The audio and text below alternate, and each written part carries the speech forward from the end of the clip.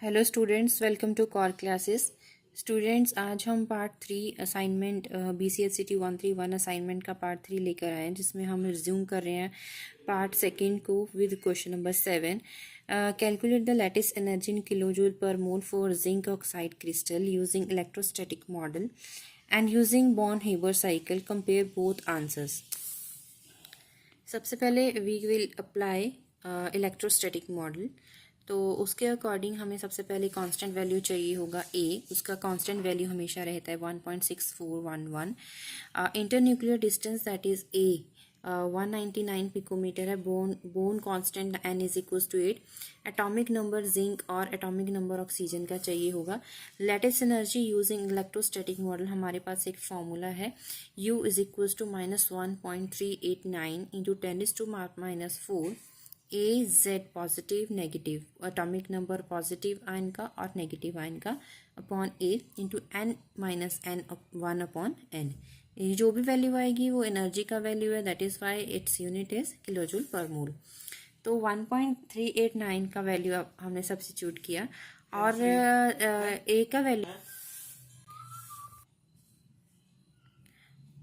1.6411 into atomic number of zinc is 30 and atomic number of chlorine is 8 और A value that is internuclear distance, उसका value हमारे पास है 199 picometre और 8 - 1 into 8। इसको step by step solve किया हुआ है हमने। सबसे पहले 1.389 को मल्टीप्लाई किया 1.6411 से। आप कैलकुलेटर से भी सॉल्व कर सकते हो। तो हमारे पास वैल्यू आएगा 2.279 into 10⁻⁴ remain as it is.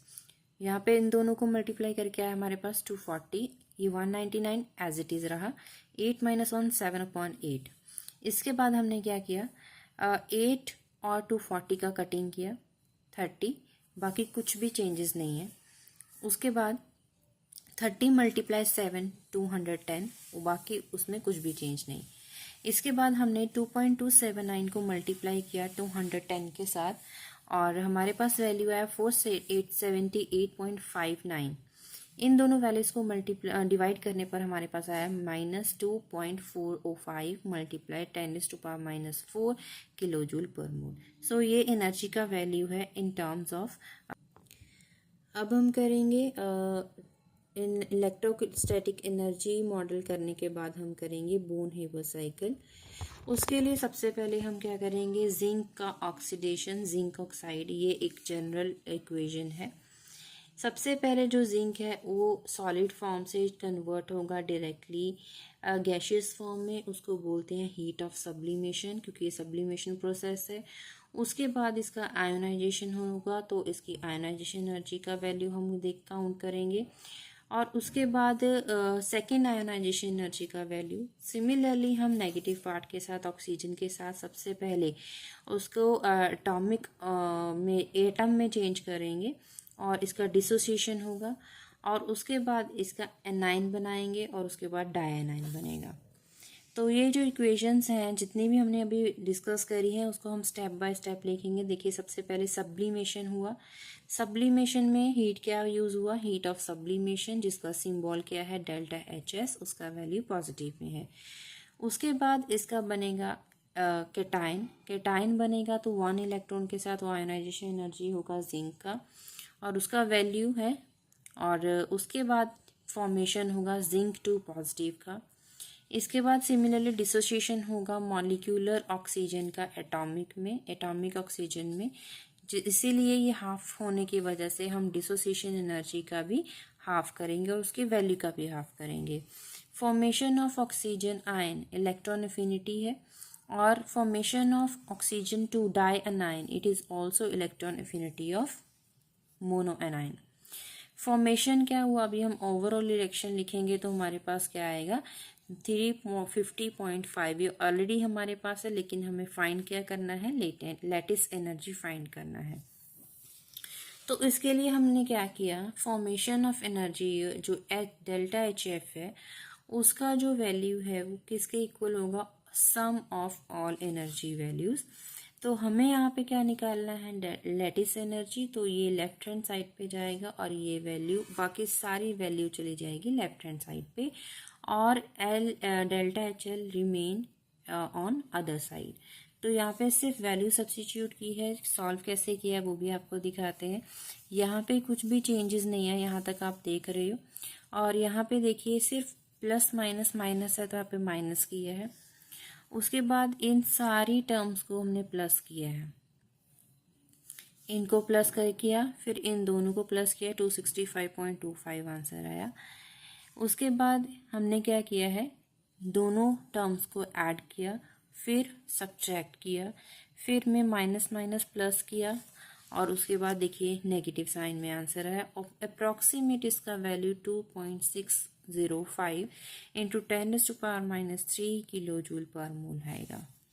8th question है, define formal charge and the purpose of calculating formal charge.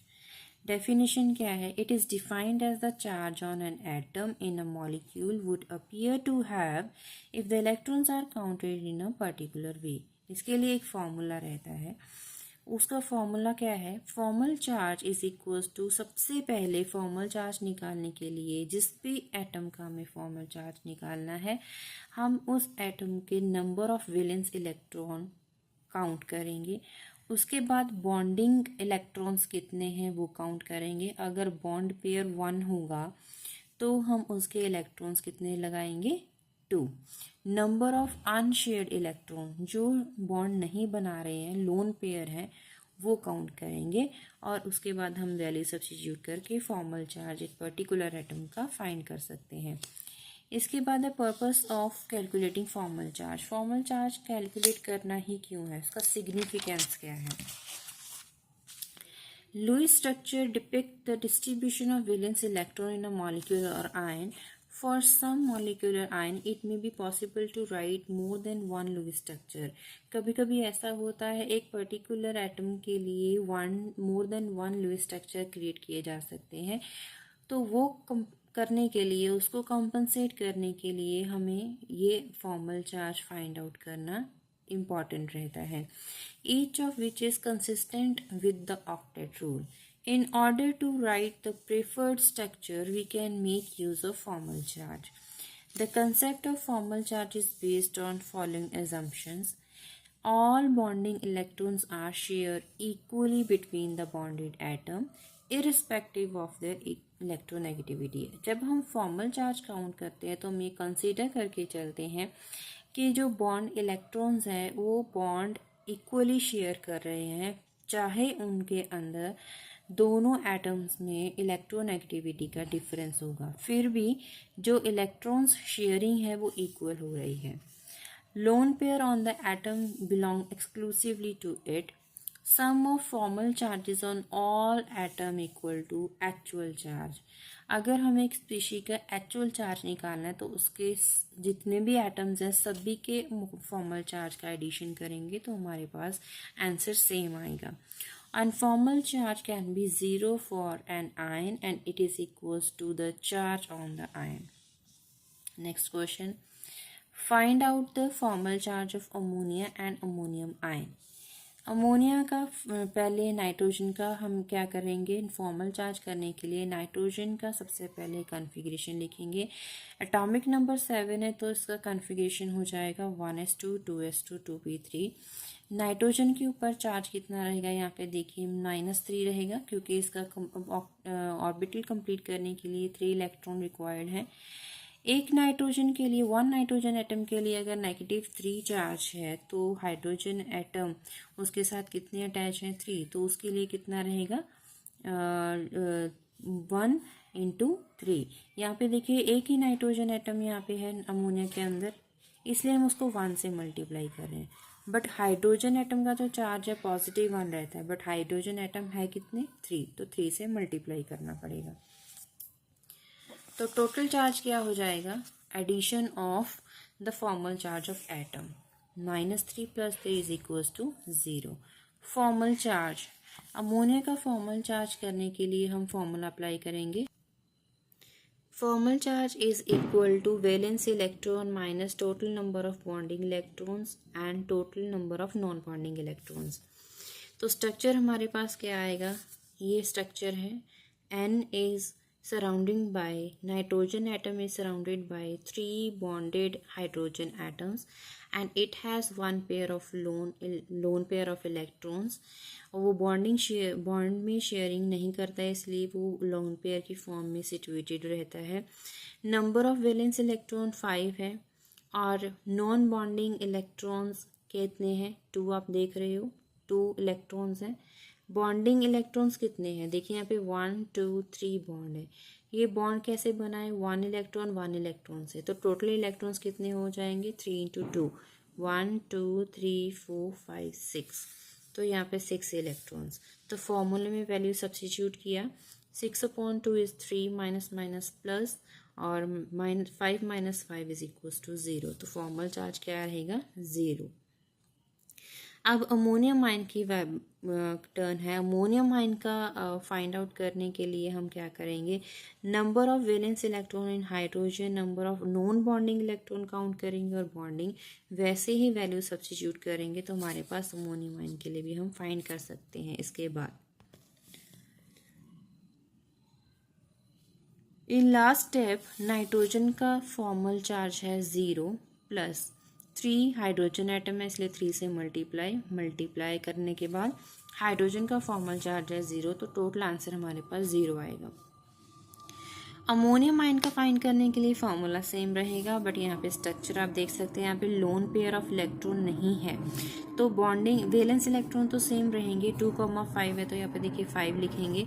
Non bonding electron pair कोई भी नहीं है तो लोन पेयर नहीं है तो यहाँ पे 0 लिखेंगे. बॉन्डिंग इलेक्ट्रॉन कितने हो जाएंगे? 1 2 3 4 to the 8. Formal charge 5 minus 0 minus half of 8. Half of 8 is 4. 5 minus 4 is 1. तो यहाँ पे देखिए फॉर्मल चार्ज 1 है. Next question. Predict the molecular geometry of xenon tetrafluoride and phosphorus pentachloride using Vesper theory. Central atom आपको पता है जैसे हमें क्वेश्चन में xenon टेट्राफ्लोराइड दिया है तो सेंट्रल एटम इसके लिए क्या हो जाएगा? सेंट्रल मेटल इज xenon और उसके इलेक्ट्रॉन्स वैलेंस इलेक्ट्रॉन्स होते हैं 8 क्योंकि उसका कॉन्फ़िगरेशन आपके सामने दिखाई दे रहा है. 8 वैलेंस इलेक्ट्रॉन में से जो 4 इलेक्ट्रॉन्स हैं वो बॉन्डिंग बनाते हैं, बॉन्डिंग फॉर्मेशन में हेल्पफुल होते हैं. किसके साथ? फ्लोरीन एटम के साथ. और उसके अलावा इसके पास बाकी के 4 इलेक्ट्रॉन क्या बनाएंगे? 2 pair of lone pair, 2 lone pairs create करेंगे. तो टोटल इसके ऊपर नंबर ऑफ इलेक्ट्रॉन पेयर कितने हो जाएंगे? 6 हो जाएंगे. तो रेगुलर ज्योमेट्री तो अगर हम कंसीडर करेंगे तो इसकी ऑक्टाहेड्रल होनी चाहिए. बट वेस्पर थ्योरी क्या बोलती है? The molecule with a central atom having electron geometry 6. तो उसमें अगर 2 लोन पेयर भी होंगे तो जो उसका जो शेप हो जाएगा वो ऑक्टाहेड्रल ना होके क्या बन जाएगा? Square planar. Square planar geometry में जो xenon बॉन्डेड फॉर्मेशन कर रहा है फ्लोरीन के साथ वो बॉन्ड जो है फ्लोरीन और xenon फ्लोरीन बॉन्ड एक ही प्लेन में लाई करते हैं और जो एक लोन पेयर है वो अबव द प्लेन होगा और दूसरा lone pair below the plane होगा और ये परपेंडिकुलरली सिचुएटेड रहेंगे with bonded XeF xenon fluorine bond के साथ ये परपेंडिकुलर रहेंगे. पेंटाक्लोराइड फॉस्फोरस पेंटाक्लोराइड के लिए सेंट्रल एटम हमारे लिए फॉस्फोरस है. सिमिलरली उसका जो कॉन्फ़िगरेशन है तो वो हो जाएगा 2,8,5. तो इसका ज्योमेट्री क्या होना चाहिए? sp3d. sp3d भी हाइब्रिडाइज्ड होगा और इसमें 5 सिग्मा बॉन्ड पेयर होंगे जैसे कि यहाँ पे देखिए 1 2 3 4 5 और loan pair on central atom. Shape इसका क्या होगा?